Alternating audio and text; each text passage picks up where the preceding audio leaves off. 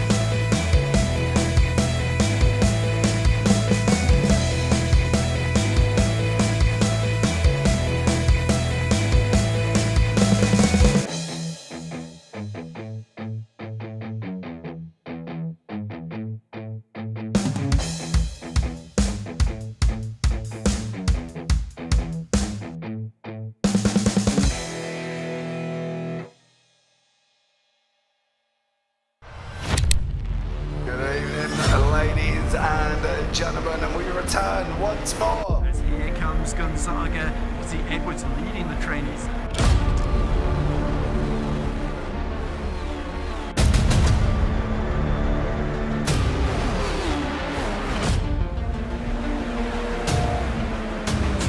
To go all the way around the outside, but he's done it before. He's laid the brakes into Ascari. He gets it stopped in time, and he takes that.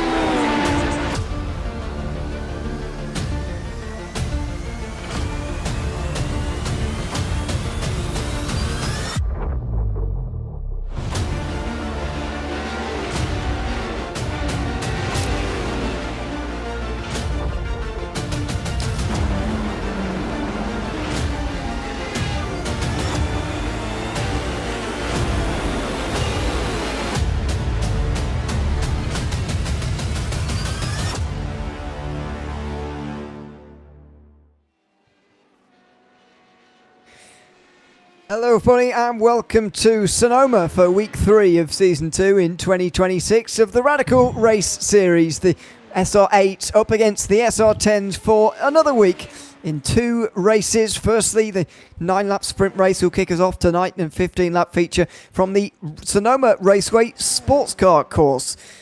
At least that's how it's pronounced or put on the website. The layout you can see on the screen is the accurate one. There's about 1 million of them here. Turning right just after the rise over the hill at turn 3 in 3A. Turning sharp right, then downhill through that right-hander of turn 4 before you go over and through that long left of turn 6. Coming into the we've got a bit more of an open hairpin here through turn 7. 2 90-degree right-handers, really, before coming back through the S's. And then another chicane. We're not flowing all the way through the S's right the way to the end of the lap. We're coming into turn 9A at that chicane before turn 10, which is absolutely flat out. And then that final turn, using that hairpin right the way out to the wall right near the pit lane. It's complicated explaining the layout around here, but it's the sports car course of Sonoma Raceway playing host to at round 3 of our championship. Myself, Ian Delirium, Jim Cunningham taking you through commentary here on the JPB YouTube channel tonight. Good to be alongside you for this series once again, Jim. 3rd week here from Sonoma. As I just explained, complicated layout, but complicated to explain. Difficult one to drive as well, very much, Sonoma Raceway. Yeah, I'm a big fan. By the way, it's good to be back with you. You and I have not worked together in a while, and it's good to have you back in the seat. I personally am a huge fan of Sonoma. It was one of those tracks growing up in America that, NASCAR always came here, and they made the S's so I don't know, legendary or whatever, because those big old NASCAR cars would hit those curbs and go up on 2 wheels, and that was such a big thing when I was a young man watching racing. That was exciting, But I have to say, I'm a bit disappointed that we don't get the full S's layout, just because, to me, that's the legendary part of this track. Beautiful track though, up in wine country in California. It's in that area of Northern California that's famous for its wines and things like that. But yeah, great circuit, and it should be really, really good with these cars. I'm excited to see how these things get around here. Yeah, we'll talk a little bit about the balance between the 2 types of car that we always see in this series nowadays in the Radical Race Series in a moment. But before we do that, let's have a look at the championship standings as they stand after 2 weeks from Mugello 2 weeks ago and Suzuka 7 days ago. Mike Poussin is leading the Radical SR8 standings by 13 points, taking that over from Jamie Bird, who was leading after week 1. Bit of a gap back to the rest. Stefan Mellis is 3rd, and the others have only been at 1 race so far. Josh Reed, Steve Webb, Ollie Gullickson and Ray Peasley. So far, the 7 SR8 drivers. Loads more SR10s, including the top 7 here who've been at both races so far. Simon Edwards leading the way by 21 points, and a tie between Heinz Brun and Bruno Vittorino, who both moved up with performances at Suzuka. Felix Samos and Phil Glover round out the top 5, with Patricio Gomez Silva and Dominic Pavera rounding off the 7 who've been at both races. James Barry has had the best run of those who've only been at one round, and closely following him, the likes of Kim Hendrik Bjorklund, George Gonzaga, who's tied with Sully Rattanen for 10th, Sebastian Lipp there as well. Robert Noble has also been at both races, so I missed him further down in 13th. Ollie Gullickson has also done one race in the SR10s, he's done one race in the SR8s, as we just saw there as well. Robert Woodward, Nelson Moreira, Emmanuel Mandika, Paolo Brem and João Limag, rounding off the 19 drivers who've taken part in SR10 machinery this season. 16 of those drivers across both categories have made their way in tonight. That is 5 SR8s and 11 SR10s. So far, the best time is set by James Barry, and there he is in the SR10, a 1:29.3. Mike Busson is up into 5th position. He's the best of the Radical SR8s. And what we're expecting, Jim, in terms of a balance here tonight, quite a twisty, narrow, difficult, technical racetrack here from Sonoma. How does that flip the balance between the two different cars? Well, actually, to be honest, I get a kind of a report weekly this season from Simon Edwards, who's kind of, I would say, leading the charge of balancing the cars. There's several other guys involved, and it's a lot of effort. It probably goes very much unrewarded, because. But Simon, he's a believer that not a believer, but when the cars are left untouched, the SR8 is actually faster around here. It's about 1.3 seconds faster at this track than the SR10s. Even as everybody would seem to think that the 10s would be faster because they've got the bigger motor and everything, but the weight difference makes a huge difference in the way these cars corner. So it left untouched, the SR8 would be about a 1.3 seconds faster. So they did not touch the power of the SR10 this week. They just added 60 kilograms to the SR8s, and he said that the car's still really great to drive around here, even with the extra weight on it, and that should get them pretty close to balanced out. So relatively simple balancing this week. A lot of weeks they add weight to the SR8 and take away engine power from the 10, but they didn't have to do that this week. Just an added weight to the SR8 to slow it down a little bit and get it to corner a little. Not quite as nimble as make it a little less nimble, so to speak. Yeah, and this is the first time I've seen the SR10, SR8 sort of balance, if you like, the battle between the two. This has been in force now since season 4 of 2025, if I'm not mistaken, if I'm looking at the results correctly. So it's been in there for a couple of seasons now. And it is very interesting to see how that balance is going from week to week. I can imagine it's just a lot. It is quite a lot of work behind the scenes for the guys to put on, though. Because obviously it would seem like that on the surface, but let me just put the next 3 races into perspective for you. Obviously, we've got this week Sonoma. Next week is Spa. I mean, couldn't really think of a different circuit to Sonoma other than Spa, right. Or more different racetrack. Right. VIR, which is a complete oddball on its own as well, and then you get Brands Hatch in the UK to bring us to halfway in the season.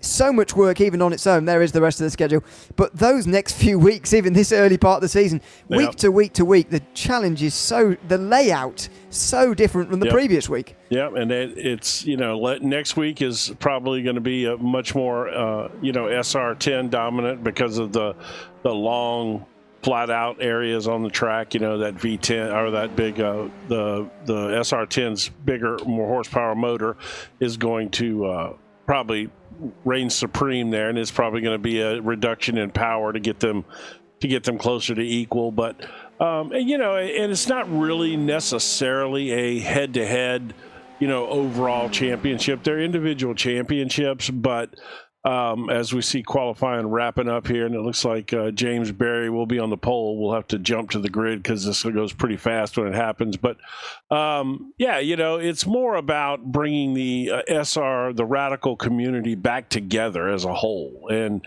that's the really cool thing about the whole. No matter what car you like, it works. You can race it. Yeah, yeah, and as you say, pretty evenly matched across the board as well. Let's have a look at the starting grid then, ready for race one. James Barry on the front, in front of Havard Gullickson, who shares that front row with him. Both SR10s. Then Kimon J. Bjorklund and Simon Edwards, who are on row 2. Barry's pole time, by the way, very fast compared to the others. The rest of them very close across the board. Mike Bousson, the first of the SR 8th. He's in front of Heinz Brunn. Then it's another mixed row. Sully Ruttinen in the 10 is in front of Oleg Gullickson in the SR8. In fact, the 4 rows in a row here are mixed. Robert Woodward and Jamie Bird as well. Bird is in the SR8 there. Felix Samos and Steve Webb also sharing, despite the fact they're in different cars. Then we get back to an all SR10 row with Paolo Brem and Robert Nobles. Dominic Pavera and Stefan Mellis are then on another mixed row down the back end of the field. The SR8s are not starting on the same row anywhere down the field. They are mixed all throughout. Mike Bousson, the best of them, starting from 5th position. Let's see how we go in this opening race of the night. 9 laps here from Sonoma, here in round 3. Bit of a hold and we're underway. James Barry off to a decent start in front of Havard Gullickson, and on the outside line it's going to be a good run actually for Bjorklund here on the inside line. Can he make his way through? Perhaps no, not quite. God, Gullickson gets a big slide though, coming off of turn 2. That's going to give Barry a big lead. It's going to give Bjorklund second place. Yeah, that was a nice move there by Bjorklund, and it's good to get by Bousson early, because I tell you what, he sure can make that radical wide and make it hard to pass him. Yeah, and he's not going to get that chance to do it in front of Bjorklund anyway, although he is staying with the leaders rather closely. Barry leads overall in front of Bjorklund and then Bousson, who just runs a little bit wide there. Then it's Simon Edwards, then I think it's Heinz Brunn, then Jamie Bird, the next in the row. Yeah, it is indeed Brunn who's on the back of Edwards, then indeed Jamie Bird. Webb, meantime, has trouble and a meatball further down the back end of the field. Unfortunately, that moves Stefan Mellis up to 4th in the SR8s. Yeah, that's unfortunate for Steve. What a good guy. He must have had a little trouble there. We'll take a look at it here once everything settles out and they start, just settling in here a little bit. Let's put the overall tower up there. I may have noticed something, Jim, here. I think Gullickson has chosen a SR8 here, hasn't he? We've got him down as an SR10, but looking at that car, right.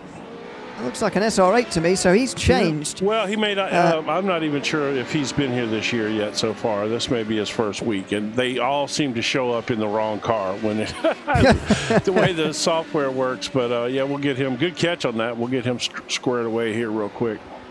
Yeah, Havard Gullickson hasn't indeed been here yet this season, so yeah, that is just why that error in the system has gone through. It's with Oleg Gullickson, of course, who is also in that class. Pavera and Webb both with meatballs. We'll look back at those when it settles down here, but there is the overall tower. So fascinating to see these two different cars, though, so evenly matched and battling all the way through. Bjorklund versus Bousson for second is the highest placed of the fights as James Barry scampers away at the front of the field. But really, these fights are continuing all the way down to the likes of Oleg Gullickson at the back of this train, even Nobles and Brem, who are clinging onto the back of this very, very long train.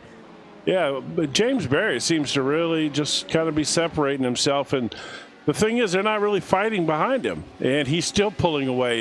He is apparently really comfortable around here. Like you said, his first lap was a second, 1.2 seconds faster than the next car. That's crazy to be a second a lap faster. Yeah. We're going to get a representative time as they complete lap 2 here, but it's going to be even bigger, I think, because Bjorklund has just gone wide, and these guys are fighting now. Barry was gaining while those guys weren't fighting, but they certainly will now that they are. Over the line, a 29.9. He's the only driver in the 29s, unsurprisingly, over a second faster than Bjorklund. The fastest driver in that group behind is Havard Gullickson, who has slipped 6 places, of course, after qualifying on the front row. He's in the SR8, and he's going pretty quickly, but he is stuck in the midfield as Bjorklund goes wide. There goes Mike Bousson, and we've got an SR8 up into second place. Yeah, that's Mike is, like I said, he's been tough this season. He's fighting for every position, and when he gets them, he makes it really, really hard to pass him. All right, so let me just make sure I got this right. It's the H Gullison that is in the that's in the wrong car, correct? Harvard Gullickson is in the wrong one. Right. They're both in the SR8. Let me get him squared away here, and then we'll. Yep, there he is. And he'll show up correctly. The SR8s. That will give us, by the way, 6 SR8s and 10 SR10s. There he is in the yellow on the left-hand side. You may have worked it out by now. The yellow numbers on the left mean we're looking at a SR8.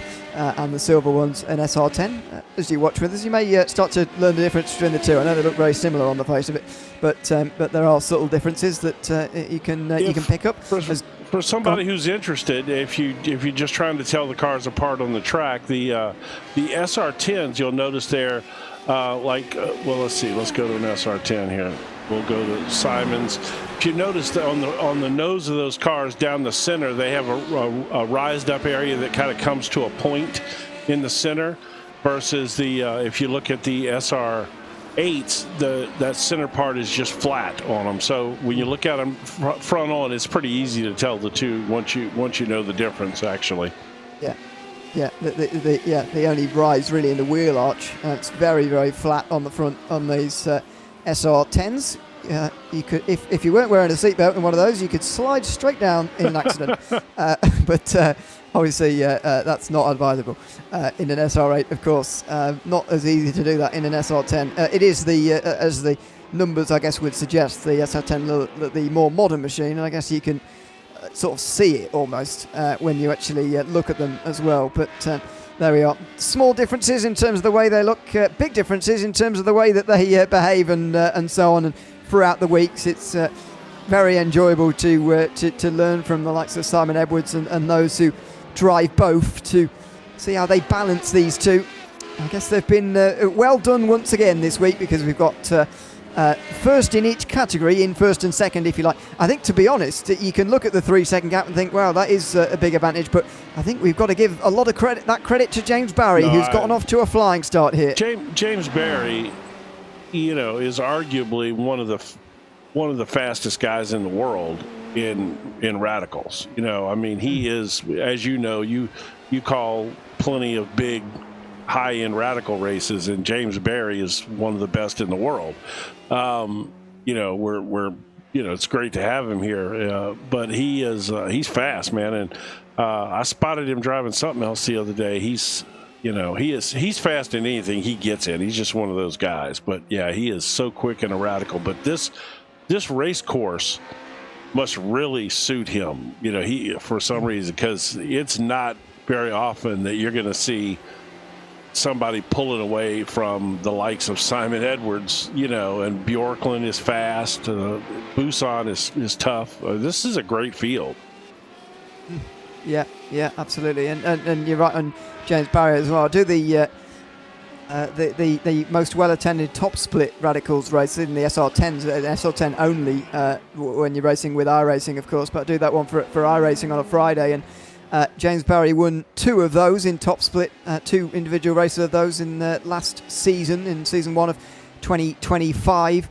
He also came very close to the overall iRacing championship. That's very complicated to work out. I think Christoph Lipp just beat him to it in the end, but he was very close once again, and he is often pretty close overall, and that is very, very difficult to do. Those are, of course, just points accumulated through the officials. You've got to qualify well. You've got to stay out of trouble, as we all know, in officials on occasion as well. And he was up there in that in season 1 of 2025 as well. That level of official and the ones that I race in, that's a completely different world. Yes. Those is. Top split, those high-end races where they, all the best guys show up because it's like a broad, it's one of those things, they've got them across a lot of the iRacing different, cars and stuff like that. That's almost like an invitation-only world-class type event. They're just so many great drivers in those events. Yeah, because it's iRacing. In theory, anybody can qualify, but you need a very good I rating. Yes. It is pretty exclusive, pretty reserved for very, very top names. This is the group from 8th place on back, headed by Robert Woodward. Sauli Reitinen, Oleg Gullikson and Felix Samoza are all involved in this. That group up ahead, still headed by Buson, although he's starting to pull away and the battles are really happening further behind. Gullikson had that real big slide coming off of turn 2 on the opening lap, and I feel he'll be ruining that because he's got good speed here. He's just a bit stuck at the moment behind Jamie Bird. Well, and Jamie's another one. Jamie's really fast and hard to pass, I mean, but they all are. I mean, as you work your way up this field there, everybody in front of Gullikson there is super tough. But Bird, Braun, obviously Simon Edwards, another one of the best in the world in these cars, God knows how many championships Simon Edwards has won. Looks like something happened with Nobles here. Let's take a look real quick and see what happened with him. Oh, that's not going to end good. A little bit wide. Yeah. And pretty, oh dear, that's bad damage. Yeah. He's had to come in. He got it into pit road at least. He had to tow from the entrance of pit road too. That was really bad. I like that little Dr. Pepper livery there. Not that you care. Do you even know what Dr. Pepper is? Have you ever tried that? We do have it. We do have it. Because that was actually originally created here in Texas. Oh well. Yeah. There you go. It is a disgusting drink. It's too sweet, huh? It's not for me. It's a disgusting drink. I didn't expect that to come out. That wasn't the response I expected, but it's not for me. That's for sure. That's funny. But there you go. As we come back to live, the group is splitting apart here with Jamie Bird under pressure. You mentioned he's hard to overtake. Well, that does come with a cost, and that is the time loss of those in front. But, these are in the same class. There's only 2 laps to go. The chances of him actually being able to pass Heinz Braun anyway are quite low. We're at that stage of the race now. If this was early, you might be forgiven for thinking, well, it's probably best to let him go here because there's so long to go. There's only 2 laps to go here. It's very reasonable that Jamie Bird could keep Gullikson behind for the remainder of this race. Yeah, and this place is not, to be fair, is not the easiest place in the world to pass, because so much of it is high speed.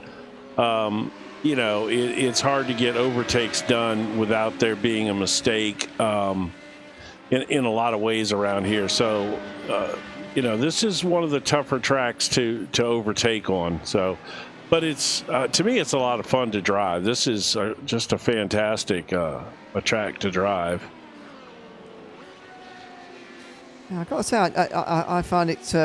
oh, dear, Jamie Bird, that was a big slide coming through the S's. Well, and that might be what Gullikson needed, Let's see. Yeah, another mistake. Yeah, and again, broke his rhythm. It really has. I mean, that's, in my opinion, where that chicane really doesn't help, because that would have hurt his momentum all the way down to the fast right-hander, which would have also been pretty difficult considering the slide he just had through the previous S's. But anyway, the chicane layout is the one that we've got, and to be fair, if you time it right, it does give you an extra braking zone and overtaking chance down there. Meantime, James Barry's seen the white flag. He's 4 seconds in front. It looks like he's on his way to a race victory. I mean, look at the gap. I mean, 4 seconds, it is what it is. It doesn't sound like that much, but look at the difference. Look how much further he is ahead of Mike Buson. Wow. Yeah, it's pretty remarkable. Check back in on these guys real quick. They're all just kind of spaced out. Like you said, I don't know that we're gonna have another overtake in this race. It seems everybody's just gapped out enough probably to make it. Yeah, I think so. Unless Simon Edwards does something on Bjorkland, I think that will probably be it. That was a big chance, of course, down to turn 7 there, that big braking zone, but not sure it's going to happen for anybody, and it will stay as is to the end of the sprint race as James Barry negotiates the curbs of that chicane one final time. He's going to get his first podium of the series tonight. He has obviously missed 1 round of the 2 so far, and he didn't have a very good round for the one that he was at because he didn't get a podium in either race. So it's going to be podium number 1 of this season, and also race win number 1 here for James Barry in the sprint race at Sonoma Raceway. Comfortable victory. Easy win by his standards. James Barry lights to flag after taking pole. He takes the race victory just about 15 minutes later. And behind, Gullikson can't quite get get past Jamie Bird. Mike Bousson, though, wins in the SR8 category pretty comfortably in the end with that second place finish overall. Double check those results. I'm pretty sure that Barry won one of the races that one race that he was at. He won one of the races that day, I think. I can double check. Well, but, we can check according it. To look at Jamie. Where's he going? Oh no! He's trying to go and kill fans. Jamie, what's happening? Oh my goodness! All right, let's get these results going because this all happened so fast here. All right, let's get this off the screen. And Stefan Mellis hasn't come over the line we're still waiting on Mellis there. Well, I tell you what, Jamie better be careful doing that silly stuff like that because it'll disqualify him. I saw that happen. We were waiting for a guy to finish, and somebody did one of the stupid moves, like jumped the thing, and we got to warm up. That's right. All right, good. Let's cover these results real quick here. So that was heat 1. Why is it doing that? We can do a little bit of digging about James Barry's results as well. According to the website, it says he hasn't won this season, but to be fair, the website, I think, is counting race wins only as a scored most points in 1 week, if you see what I mean, and not an individual race win. That's heat 2. I quite like it if it just gave some sort of prediction. Right. I don't know what's going on. None of the results are working for some reason. Okay.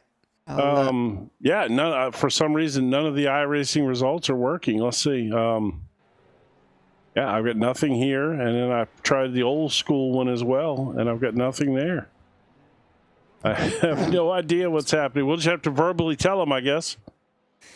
Yeah, indeed. I'll go back and run through them properly from the checkered flag a few moments ago. Obviously, James Barry taking the victory, as we know. Mike Bousson taking the victory in the SR8 as well, as we know. There we go. We got them 4.2 seconds, the gap in the end. Commentators Bjortland joined them on the podium. Simon Edwards, their 4th. We'll actually slip by. I know we're early in the season, but we'll actually slip a bit closer to the likes of Mike Bousson in the championship as a result of that. Then it is Heinz Braun, who will also get away from slightly Edwards. Then Jamie Bird and Havoc Gullickson, who are in the top 3 there in as far as the SR8s are concerned. Robert Woodward, Philip Samos and Solly Rettinen all get a top 10, importantly. Ollie Gullickson then next in front of Paolo Brem and Stefan Mellis, the last driver on the lead lap. Steve Webb and Dominic Pavera were 1 lap down each. Robert Noble's 4 laps down after his crash, as we saw late on. So, James Barry with a very nice win there. Pretty comfortably ahead of the rest of the field. Yeah, like I said, he's quite impressive to watch drive these cars. I mean, and the thing is, a lot of the times he's not really pushing that hard. It's very interesting because it would appear that he's just really smooth and fast, and then you can see when he decides to push, it's a little different. Let's get this grid going because this one's going to happen really fast. Yep, it's everybody's going to be very eager, ready to go. Get onto the grid very, very quickly. So, Solly Rettinen on the pole in front of Felix Samos, an all SR10 front row, from Robert Woodward and Havoc Gullickson. Jamie Bird will be 5th. Their roles are reversed from their battle earlier. Heinz Braun next, then Simon Edwards and Kim Andre Bjortland, an all SR10 row 4 in front of Mike Bousson and James Barry, the winners from their respective classes last race. Ollie Gullickson and Paolo Brem will be on row 6 in front of Stefan Mellis and Steve Webb. Dominic Pavera and Robert Nobles will hopefully start from the back, although they're not on the grid just yet. Hopefully they will get on the grid in time for this the end of this, the start of this second race rather, here tonight from Sonoma. Indeed they don't, so maybe we're not going to see those two down the back end of the field. Here we go for race number 2. 15 laps in the feature race, the reversed top 10, and we are underway. Sully Rettinen getting off to a decent start. Gullickson getting off to a better one as he gets through on Woodward already. Here comes Jamie Bird trying to take Robert Woodward as well. very close in the midfield involving the likes of Simon Edwards, but round the outside, Heinz Braun trying to make that work on Jamie Bird there. He's got the inside for the next turn. Jamie Bird turns into him and he goes into a spin. Jamie Bird in front of the field, thankfully not collected by anybody, but he goes to the back. Wow, yeah, that was close, but he did a good job of getting it out of the way, and they did a good job of avoiding him. Very good job, because that was right in front of the rest of the field coming through. You are right, by the way. James Barry won the very first race of the season at Mugello, but it doesn't count that on the website. So there we go. That's what's tricked me. But he has won a race one before. Can he come through the field this time? He's only gained one place, and that place came from Jamie Bird spinning. So when you look at it that way, not a great start. Although, to be fair, only Steve Webb has gained more than one place so far in this race. That's true. Yeah, that's good for Steve. Heinz Braun's up 2 right now as we speak. I think he just, look at this. Oh my God, they were going 3 wide into the chicane there. Well, yeah, that statistic came to an end very abruptly, because yes. Suddenly there were 3 wide coming into the chicane, and Robert Woodward is sailing backwards. Here comes James Barry. Now he's got 2 places as well. Yeah. He follows Mike Booson, who's gained 2 as well. Those 2, of course, class winners in the SR10 and SR8 respectively, in that opening race of the day. They've had a couple of great battles between the end of last season and early this season. Just some fantastic back and forth battles, and Mike Booson is, I don't want to say devious, but he I'd see, that's why it's not devious, but he is devious. But if you know Mike, that he is devious, but that's another story. Yes. But no, he's very mindful of, hey, I know that if I let James buy me, I can take his draft and I can stay ahead of the rest of these guys, and he's very, did you see that Heinz Braun snap right there? Yeah. Wow, that was a huge snap. And again, like you said, if this chicane isn't, if this whole little section right here is straight, then he gets overtaken right there. Yeah, well, he did get put away eventually by Bjorklund and Edwards, but in the end, he is able to be saved by the hairpin coming up very quickly. And James Barry, meantime, wants to take advantage. He's not going to into the chicane there. I haven't heard the word devious, by the way, in some time. I'm so delighted to hear it applied to Mike Booson. That is, well, if you know Mike, I mean, I call him a bulldog, because, man, he just doesn't quit. Like if he's just tenacious. That's a great word for Mike. He's just tenacious. Yeah, no, a great driver, long time. So a driver in this series, of course, from some seasons ago. Bjorklund won the title. Bjorklund's up 4 spots now. Yeah, Bjorklund is starting to make some progress. And he's making the most progress of those who finished on the podium in the previous race. Obviously, Barry and Booson being the other 2. Bjorklund was in 3rd place, and he is racing through this field. He is at the front of this train now, and if he lets that become a thing, and Edwards attacked him and he starts going on the defensive, then that could be a problem, because Reitinen, Simoes and Gullikson are still up the road here. And here comes Edwards. This could become a problem now for Bjorklund, because he is at the front of a group. Here he goes to the outside now, Simon Edwards, and he is not able to do it all the way around there. The fact that it's effectively not a hairpin, but in fact instead 2 right-angled right-handers, means it's quite hard to go all the way around the outside. Yeah, no, it is. And, well, like you said, if those 2 get into it, it's going to bring the rest of that train up there to them. And there's some guys back there you don't want on your bumper, that's for sure. The likes of Heinz Braun and James Barry, they'll and Booson as well, There's a look from Barry there, down the inside on Heinz Braun. Simoes and Simoes and Reitinen are actually going side by side for the lead over the start-finish line at the moment, and in towards turn 1.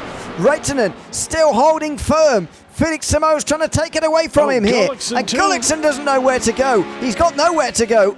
The driver who qualified on the front row has got a great chance to win this race, you'd say, but he cannot find a way through. Now maybe there's a chance to turn 4. Simoes was waiting for it.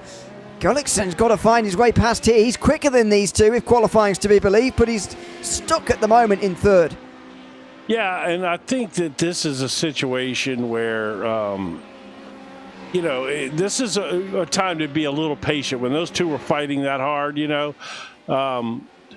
But he was trying to get it done right there, which is not necessarily the worst thing. But he is faster than them, I believe. If he got by him, I think he might pull away from him.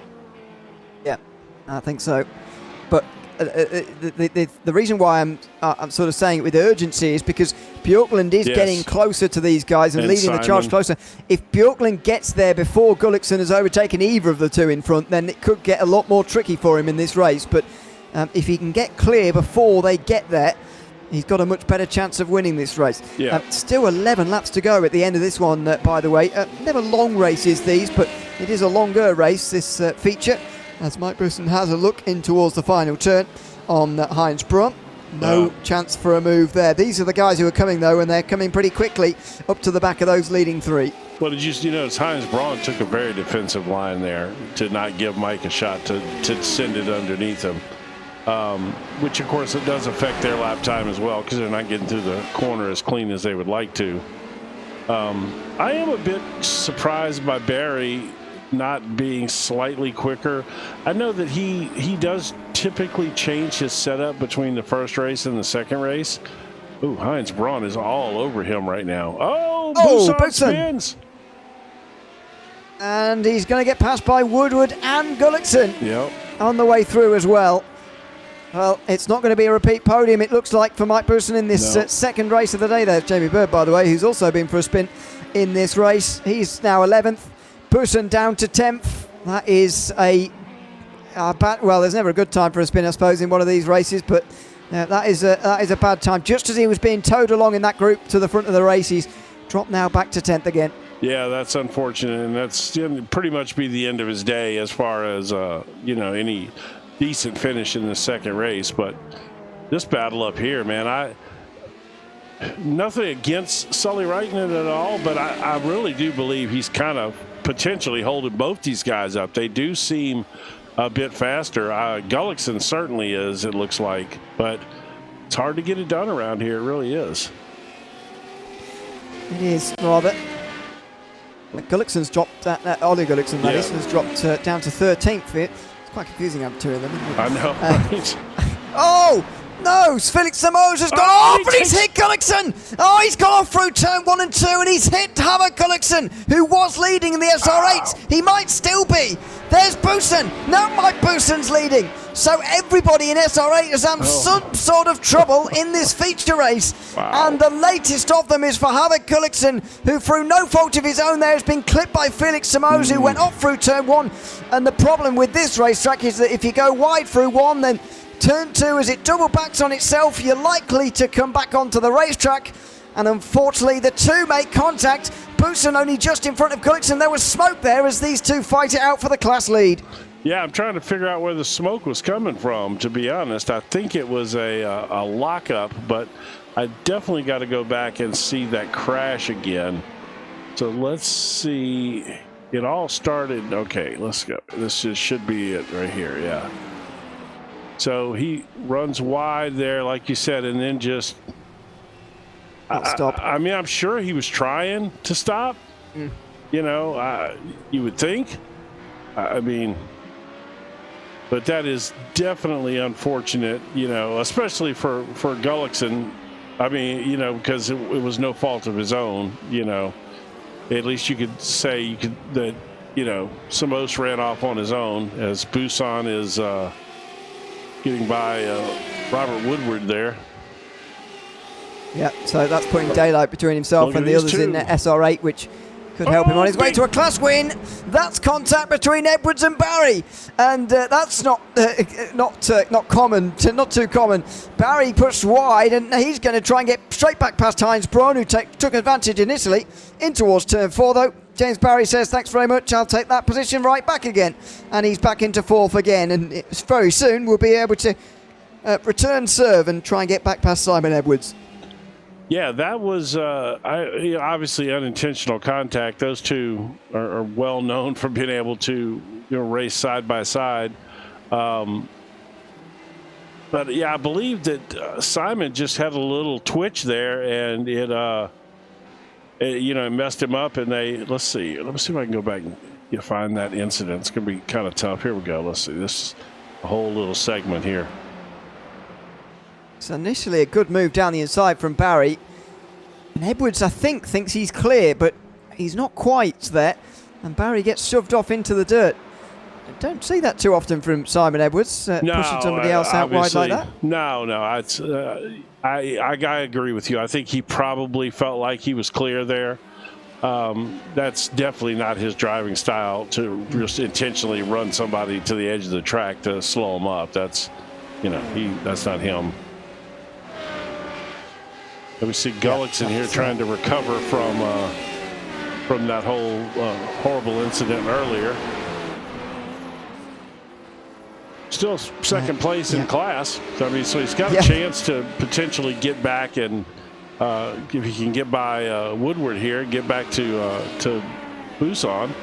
Oh, just got it. Now, I don't know whether there's contact, but he just got blocked there by Woodward, who's just running his line, and Busan's gap's getting ever larger, even as Havard Gullickson now gets through.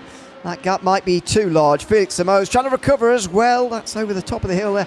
It's a really precarious braking zone there. Not much of a braking zone, but you're over the crest of a hill there, plunging downhill towards turn 6. And Felix Samos catches up and has a look at Robert Woodward. Can't quite get through there. Jamie Bird there is 10th as well. Such a bad time for a spin, isn't it, on lap number 1? Because you look at Jamie Bird, not the only one to have a spin in this race, but it's meant he's just got caught up behind everybody else's battles in this race. Yeah, it's unfortunate. An early spin like that is... it's just, you have to just sit there and watch them go by you, and they're all freight trading because they're all right on each other since it just started the race. But that was a nice move he put on Felix Samos there. I mean, like I said, for that off track, Samos was, up there contending for the lead of the race. Yeah. Speaking of lead of the race, Bjorklund is nipping at the heels now of Sully Reitinen. It would be a 7th place gain for Bjorklund, by the way, to get to the fronts. So a double podium. And James Barry looking to double podium with him as well. In fact, they both have 1st and 3rd place finishes tonight with those race results. So a good finish for both. Or a good pair of finishes for both, I should say, but both are going to be in big fights to the end here. 6 laps to go at the line, and Bjorklund is close, coming to turn 7. Is he close enough for a dive? No, but that pressure's being put on Reitinen, who already felt the need there to half defend into turn 7. Oh, that Bruin stepped out on him. I think Bjorklund had to lift, though, because I think he thought Reitinen was going to get in more trouble, and it actually opened the gap up for Reitinen a little bit there. I think Bjorklund had to get out of the throttle there. I think he thought he was going to hit him. Just a little bit further behind now, Bjorklund, as a result of that through turn 7. That unsuccessful pass, although it was barely an attempt, really, in towards turn 7. Happy to wait for later. That's a lock-up, though. And that's what he can't afford, because, well, Barry's actually not putting too much pressure onto Edwards. He's certainly not side by side with him. They're catching these leading two. And the last thing Bjorklund needs is Simon Edwards to defend from while he's trying to take the race lead. Simon Edwards and James Barry on your bumper. Braun stepped out there a little bit as well. He has done that a couple of times tonight as Heinz Braun. I think that's probably part of his setup and his driving style, because you see that a lot. He drives a car that he apparently likes a car that's a little bit tail happy like that. That's kind of the way I drive as well. I like one that'll step out on the rear end. I want it to be able to turn. I can't stand a car that doesn't want to turn, Yeah, I suppose on power oversteer is not too bad, because your right foot can control a lot of that. Yeah, and it's actually a great way to rotate the car. A lot of guys set it up so they can use that to rotate the car. But the negative side of that is what happened to Jamie Bird earlier in the race. Well, yeah. You get look at and he's off. He's hanging on to it. Oh my God! He's going to go through the chicane, and this slowdown is going to be massive. The slowdown is going to be massive, and it's going to take him out of this group, sadly. Mike Bouson's got a chance at a top 5 now, because he's only 2 seconds behind. We'll see if it's as big as I remember. I have a memory that this slowdown.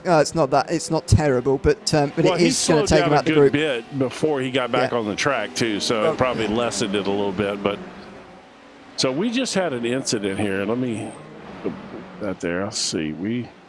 I believe that we had an incident with these two guys back here. Look at this. This is Simoes and this is Woodward and Bird. All right, so okay. Bird down his side, then Simoes arrives and hits there Woodward. It is. Okay, yeah, I knew, but I don't think that Simoes is done there. I think that later. Let me see if I'm right. So here. Let's see if anything happens on the exit here, but he just drives into Woodward there, really, and he tries to let him back through. Yeah, yes. He does. Yeah. Okay. Good sportsmanship there. Yeah, that's actually really good sportsmanship. Normally, you would kind of keep going, and if he caught back up to you, you would let him by. But so nothing's really changed up here. But what has changed is this is about to be a 4-car battle for the lead. Oh yeah, it absolutely is. Edwards and Barry are absolutely here now, and I said earlier it's the last thing Bjorklund needs. Well, he hasn't got a say in the matter. He has got Edwards in his mirrors now as well as James Barry, with Sully Rettinen still in front of him. He's still not been able to make that pass, and he's only got 4 laps to do it now. What a great steal this would be for Sully Rettinen. A top 10. It was 10th place indeed in that first race. It's given him the pole for race number 2, and he's held on to that lead ever since, defending from Felix Simoes earlier and Havok Gullikson. To be honest, both of whom look quicker than him at that stage. Yep. He was able to hold them off in the early stages, and now as Bjorklund has caught up, he's also defending from him pretty well as well. And nothing against Reitinen again, but I think that speaks to how hard it is to get passes done around this place, you know. But yeah, what an absolute phenomenal result this would be for him to win this race in front of these 4 guys. You know, these are 4 really fast drivers, 3 really fast drivers behind him. Yeah, they are, and they're battling here. Edwards, way too late. He fires past Bjorklund indeed, and that might have been intentional so as to avoid him. He might have done that on purpose so as not to crash into him. That was remarkable. Edwards missing his braking point, an uncharacteristic error, although he was on the wrong line, so his braking marker would have been a lot further from him and his vision than it would be normally. He misses the braking zone. Right Barry back. gets to 3rd, and Bjorklund gets away with one there. Right, and and Barry's by now, so yeah, that was that was nuts. In fact, let's see if I can find where that just happened. Might not show up as an incident, but it'll show up as I think a pass because I think halfway through that he realized, he knew what was up, and he pointed that car straight to make sure he didn't try to. He knew he wasn't making that corner, and he wasn't going to try, which was smart. Well, and he knew at one stage that if I carry on trying, then I'm going to hit Bjorklund. Yes. I think, halfway through that, he stopped trying to make the corner and started trying to avoid the drivers in front. Here's Felix Simoes getting past Robert Woodward cleanly this time in towards turn 1 and 2, and that's a very nicely executed pass. Mike Bousson hasn't given up again. Even after his spin, he is back to the top 5, but it was very brief. Heinz Braun fights back through turn 6. Now Bousson will get the exit as Braun runs wide. Now which side does he go? Bousson is not going to try in towards turn 7. He's the leader of the SR8s anyway, and he's looking for a top 5. Oh, dear. He got it there.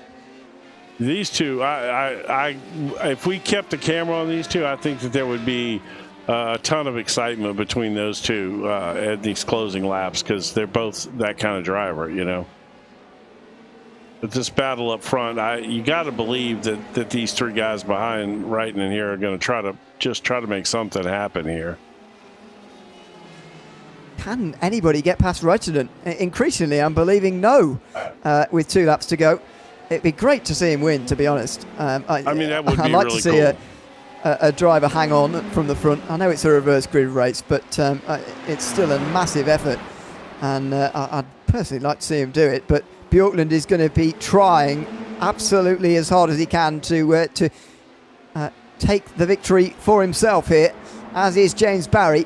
Simon Edwards not that far from returning, and don't let connection troubles sort it, please. Turn 4. He takes a different line there, does Rettinen, which means he really dives for the apex. He doesn't get a great exit, but it's not a long straight towards turn 6, the next braking zone. He does feel the need to defend now, though. There goes Bjorklund to the outside, and while he's not going to go all the way around the outside there, he might get the run that allows him to have a go at turn 7. He's almost taking the wrong road there, is Rettinen, in his defence of this lead.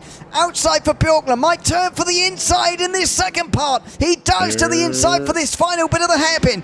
Rettinen still on the inside for the next 2 left-handers, though. It's going to spit out into the S's. Great racing between the 2. Great respect shown, but Bjorklund hangs it round the outside and he's through. Here comes James Barry. He might take them both on the inside, 3 wide into the chicane. There's contact between Rettinen and Bjorklund. James Barry gets this race lead with just over 1 lap to go. Wow, that was phenomenal. And that right there is exactly why he is such a phenomenal talent in the car, man. He saw that coming and took advantage of that. That was incredible. That was absolutely fantastic. Maybe that chicane is all right in the end. Yeah, right? Look at this. It wouldn't have happened without it. James Barry getting the 3 wide here on the inside. And when you're on the inside, to be fair, you've done most of the job. Unfortunate contact between Bjorklund and Rettinen in the end. Yes. But it was pretty unavoidable because it's such a tight chicane. And then Simon Edwards coming through, trying to take second. He's not quite managed it yet. And James Barry's not quite out of the woods yet either. He's just half a second in front on this final lap of the race. Yeah, I mean, I do think he's short of a mistake. There's nobody going to catch James Barry at this point. But this right here could get hot and spicy as we get down. Look at Simon's going to try to. Let's. Yeah. He's gone. Rettinen's gone, and that's a real shame. He's going to miss out on a top 5. Oh my God! He's going to miss out on a top 5. That's a real shame. Oh, as he was defending from Edwards. And off in the background. He's off into the barriers. Havok Gullikson gets past him, and Sully Rettinen hits the wall hard. It's a really sad end to a great race from the Finn, and he toes back to pit lane. In the end, it's James Barry, who has only led 2 laps of this race, who's going to win it.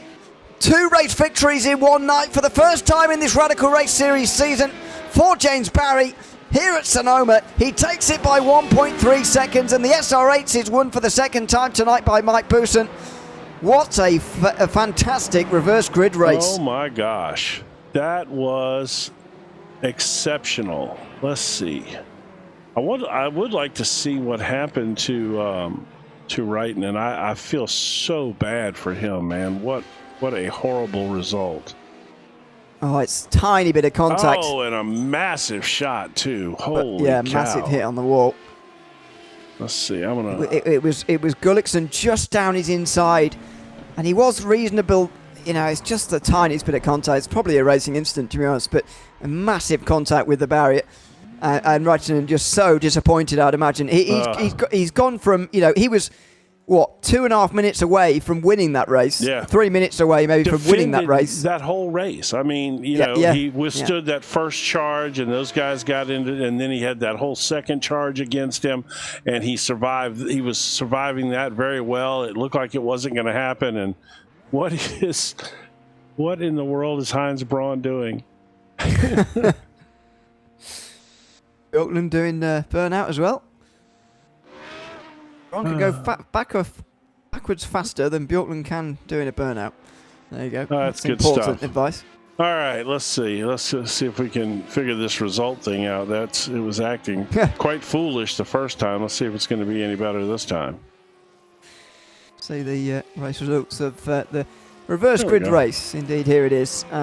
So close across the board. The top 5 covered by 3.3 seconds. And that's James not Barry even wins indicative, it. though. That's not even indicative of what that really was. Yeah, it was an extraordinary race that James Barry ends up on top of in the end. Simon Edwards in second. Mike Bousson wins the SR8s and he gets back to a podium despite his issue earlier in the race. Heinz Braun and Kimondre Butland round out the top 5. Havik Gullikson then was second in the SR8s in front of Jamie Bird. Both of those two had spins in the race. Ollie Gullikson finishes 8th in front of Fredrik Somos and Robert Woodward, who came together. But they finish in the top 10 together in the end. Stefan Mellis and Dominic Pavera, the last drivers on the lead lap. Sully Rettinen didn't get to the end there, and Paolo Brem fell off the lead lap throughout the race. Steve Webb was 3 laps down. Robert Nobles didn't take the start of that second race, sadly, and so he finishes down the back end of the field. What a horrible result for Sully. Yeah. Oh my gosh, that, you're going to look at those, he finished almost last, and that's so not even close to what that race was for him. Golly.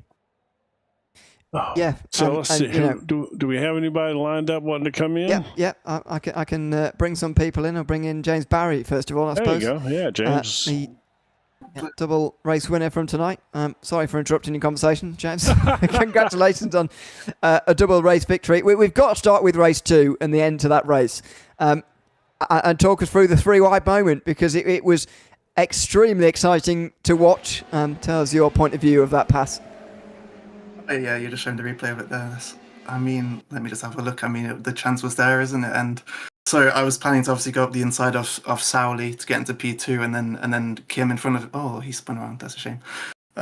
Kim then had a moment as well, and then he goes to defend the inside, but there was still a car's width on the inside, and I knew I think there was 1 lap left after that, and I just knew I had to take my chance and go for that. So that was a ballsy moment, but bloody hell, that was just that was quite something. Yeah. Quite a race. And by the way, what did you expect from race 2? You gone through and won race 1, lights to flag pretty easily in the end.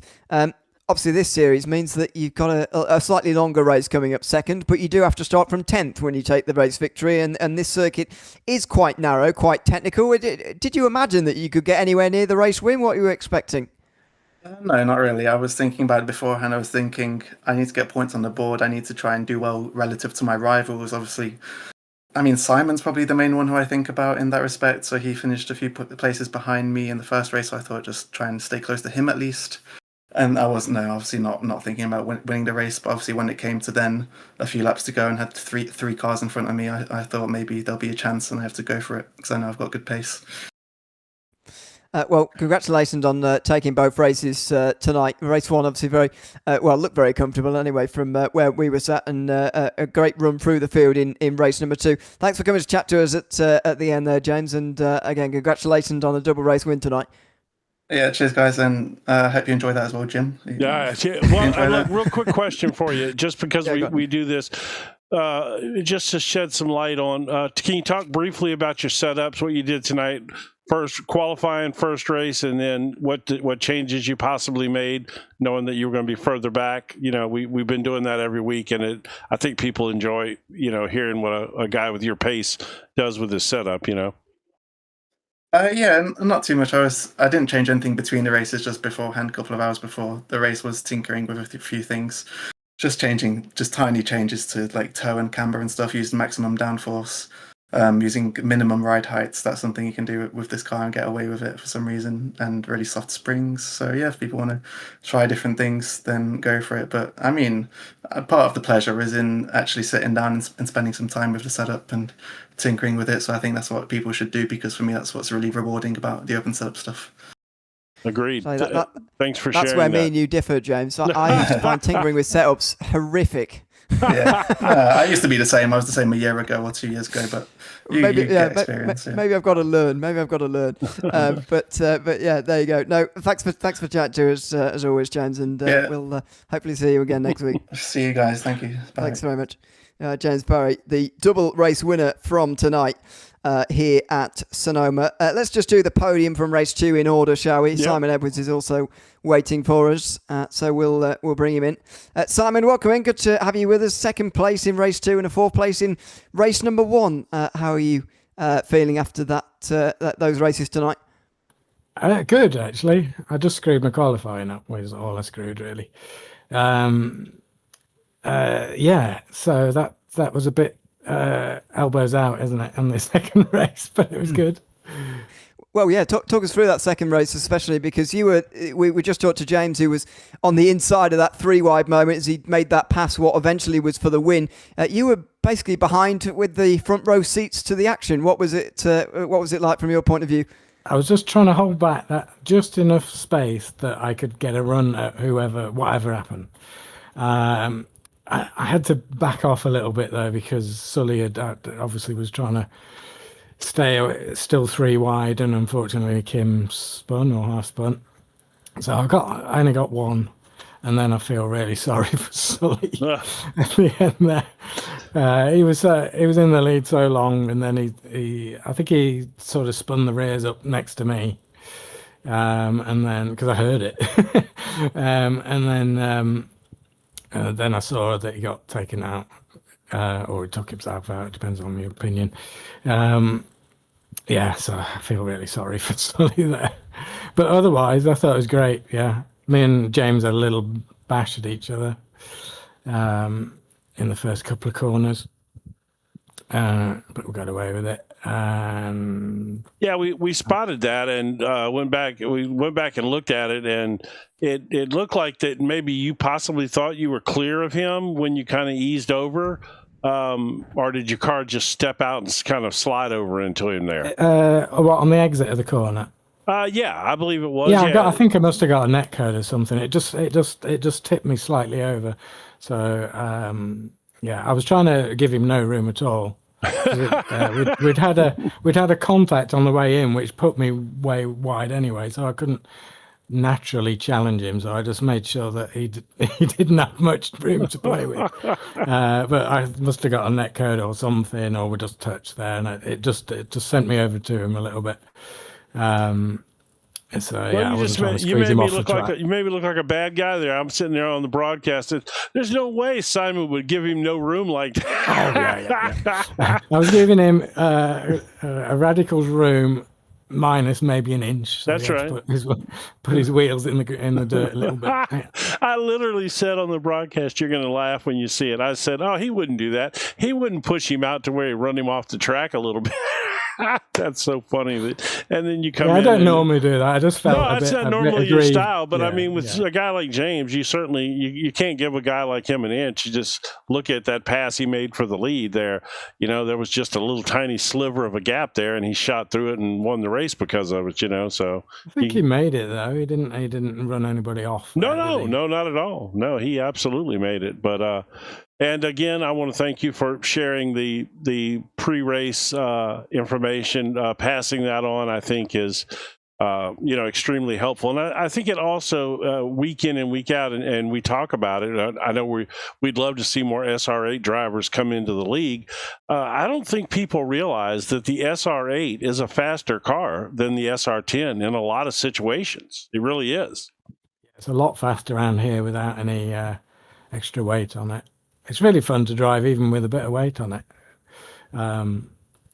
because you can just get it you can get that initial turn into the corners and sort of blast it off the corners with a bit of yaw. It's really quite fun to drive. Yeah, but before we let you go, Simon, I just want to ask about that balance between the two, because this is the first time I've seen this series in its SR10 versus SR8 form, if you like. What is this schedule like in particular this season? Because I looked at this schedule for this Radical season, right? We've got Sonoma this week, which is such an odd circuit, I think, in many ways anyway. But the next few weeks could hardly be more different from the previous week. Spa, VIR, Brands Hatch, for example, to bring us to halfway after this week. What is it like, sort of lurching from one to the other, sort of balancing these two cars when we're lurching around in terms of the style of circuit that we're going to as well? Yeah, it is. It's pretty difficult for somewhere like Spa, because once the SR10 can get into 6th gear, even if you take the maximum 5% off, it'll still creep away from an 8. So it's difficult on those types of circuits to balance it. We have a spreadsheet now, so we know what happened when we went there last time. So we can tweak it. So it's getting easier. To be honest with you, I haven't even looked at the schedule this this season. I've been so busy. I was away all weekend at a festival, so I only had really last night. Tuesday night to have a couple of laps around just to get a feel for it. I don't think I did too bad. Like I say, I can just drive the 8 because I just love driving the 8 right on the edge. So it's difficult for me for other people to come straight into an open setup series in a car that isn't really run anywhere. So I do provide a sort of baseline setup, which is tuned to me, obviously. Well, there's the problem right there. Yeah, so I put loads and loads of downforce on it. Oh, I mean one click of rear downforce. Yeah. On the 8. Yeah, well, you're known for running that flat wing for sure, but Bjorklund being back in the series, he's another one that likes to run that extremely low flat. He runs one lower downforce than you, I think, doesn't he? He has done in the past, but he won't have done it this circuit. I think everybody would have had max downforce on here. Otherwise, you're heating your tyres up too much, even if you've got a bit more speed out of it initially. See, that's the kind of insights I think that people watch this stuff that they really appreciate, and I appreciate you sharing that, as James did with talking about some of the setup changes, and he was talking about what the car likes with ride height and soft springs and things like that. I think that takes away the scariness of open setups, and I think that sharing that insight is brilliant for getting more people interested in doing this stuff, and I'm sure that in the league Discord, if people are asking questions, I'm sure the likes of you and James and so many in the series that know how to set these cars up are more than willing to help people and share that kind of information. Yeah, can I give you a little bit of information on the springs? Sure. James runs the rear end really, really soft. It's because this fixed setup does. So he sets his car up like that with the front harder. I don't. I've got double the spring rate in the rear. So he runs his closer to what the fixed is because he's so used to and good at the fixed setup. Yeah, he runs in the fixed series, so it needs a similar balance, just more grip.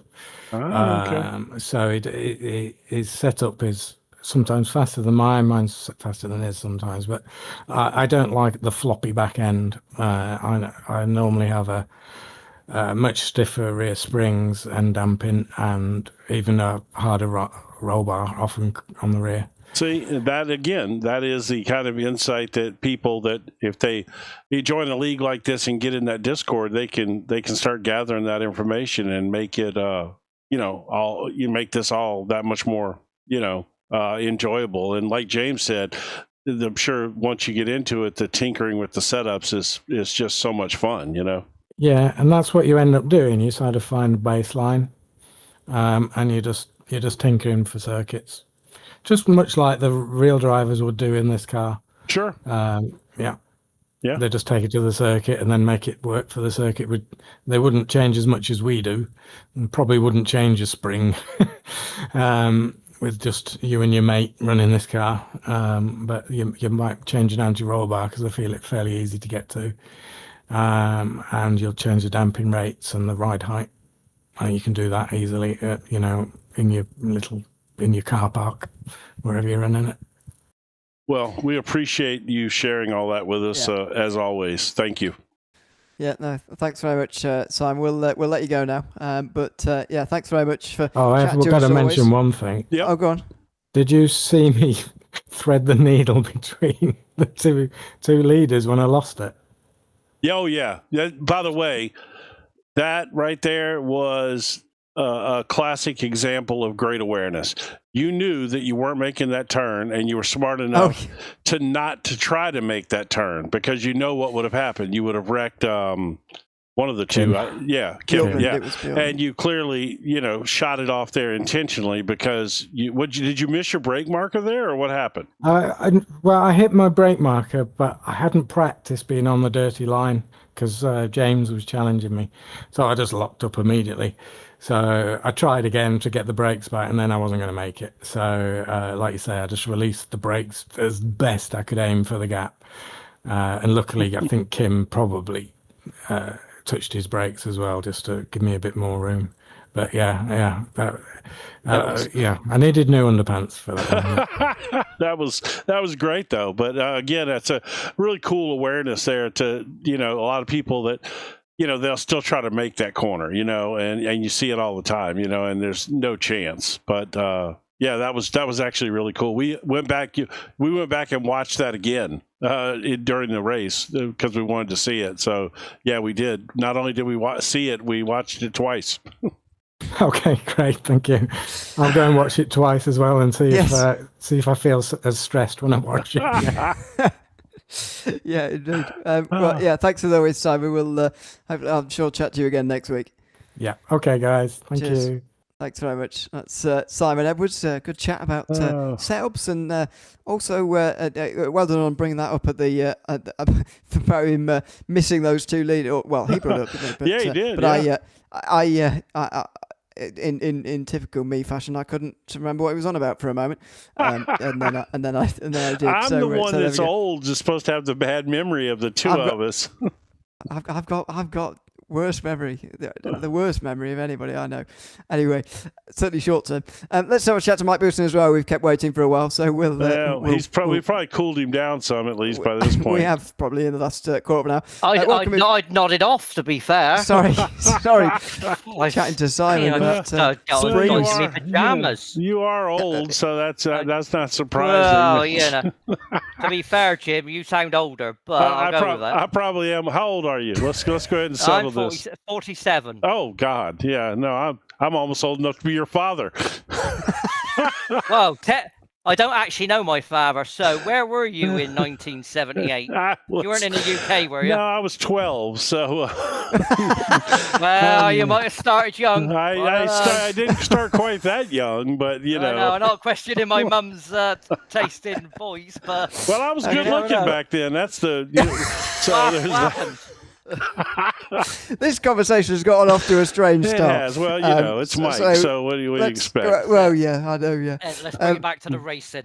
Yeah, can I be normal for a second? Yes, please. What try to be. Chat about... Well, let's start with race 2, actually. You've obviously got the best SR8 result in both races, but a podium in both overall as well. The reason I bring up the second race, though, is because, of course, you had issues early on in the race, and you look forward and you see big groups of drivers in front. In the end, you're able to fight your way through all of them. Just talk us through that moment where you actually had that moment, and then sort of knowing you had to come back through the field again. What was that all like coming back? Frustration, I think, on my part. It was I let James didn't make it very hard for James because. James is obviously very good at carving a path through the cars, and I thought myself, like I've done many a times, I thought I used James to my advantage, let him go. He got past whoever it was, and coming down, obviously I sort of got it on the inside, but the door was closing, so I couldn't get back off the curb early enough. But at the same time, I did not want to lose the launch. Well, do or die, wasn't it? And I died for a minute there, and I had to do it all again. But at the end of the day, at the time in my head, I was saying, well, I've only got to beat the SR8s. I'm not too worried. But obviously then I started to had to get through back. Well, I was shocked that I would get back anywhere near them, but obviously chipping away, and obviously Hines, I had a good battle with Hines for a lap or so. Once I got past him at the right point on track, obviously the SR8 can build a gap. It's only on the, I'd say, last corner. The SR10 really has, coming out the last corner, the SR10 really has the overall advantage. But then obviously everyone started to fight for the podium positions, so it slowly mistake after mistake, and I was just there ready and waiting. And I yeah. thought, I'll have it. Yeah, coasting through the field, making your way to the podium. Yeah, I didn't have to try too hard. They were all falling off on their own, to be fair. Yes. Yeah, there were some people helping you out. I want to talk about the SR8 actually around this circuit, because I was just talking to Simon there. He was saying that despite the extra weight, that it was really nice to drive, in his opinion. How did you find it around here? Well, obviously, I'm always going to say it's nice if you're comparing it to the SR10. So, but to be fair, it was pretty well balanced, you know. I would say providing, again, because on lap and in qualifying times, you'd look at it and go, well, the SR10 is going to make easy work of this. But just the layout of the track, the only advantage the SR10 really had is if it punched at the last corner. Rest of it, providing the SR8 was in the right place at the right time, it just build a gap throughout the rest of the lap anyway, enough to be able to see them off. So would you say that this track was the one best suited so far this season for the SR8? You felt like it was the most competitive maybe here than what we done? Magello. Yeah, and it was hard because I always run high downforce. I'm not really into it. And Suzuka. With setups. Suzuka.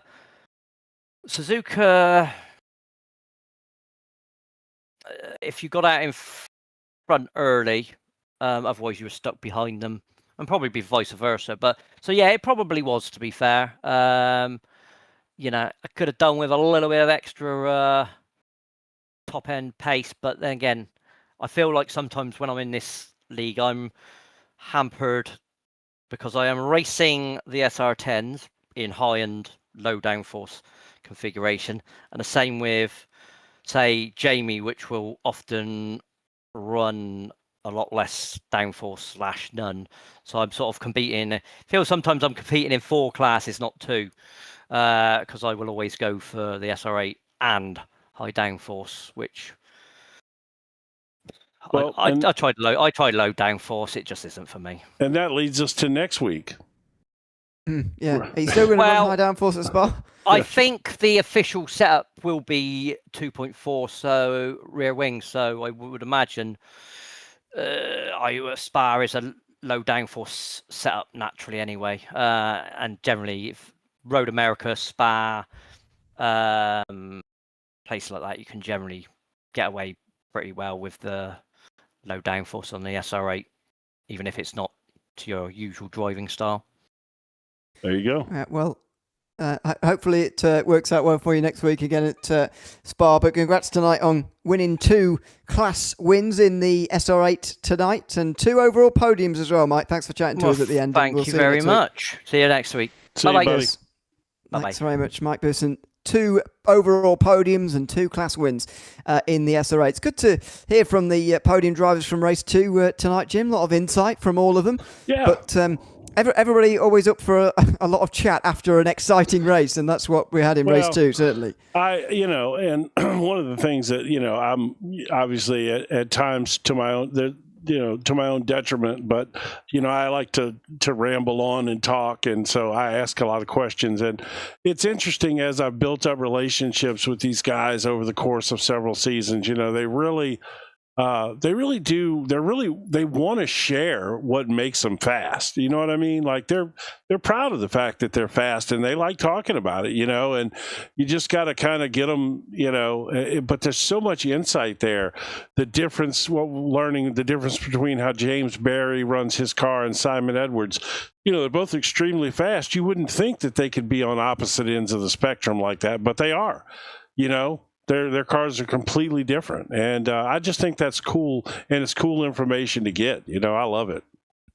Yeah, no, it's great to hear from them after these races, and the intrigue continues because, as we've been previewing, next week is Spa, which almost couldn't be more different to what we've seen at Sonoma Raceway tonight. So make sure you join us same time, same place for that on the JP YouTube channel. We'll be live with that, of course, as we always are on Thursday nights. Indeed, every Thursday night until June the 4th, which is the final race of the season on the Adelaide Street Circuit. So make sure you rejoin us for that in 7 days' time. I've been Lee alongside Jim Cunningham here for the Radical Race Series here at Sonoma Raceway.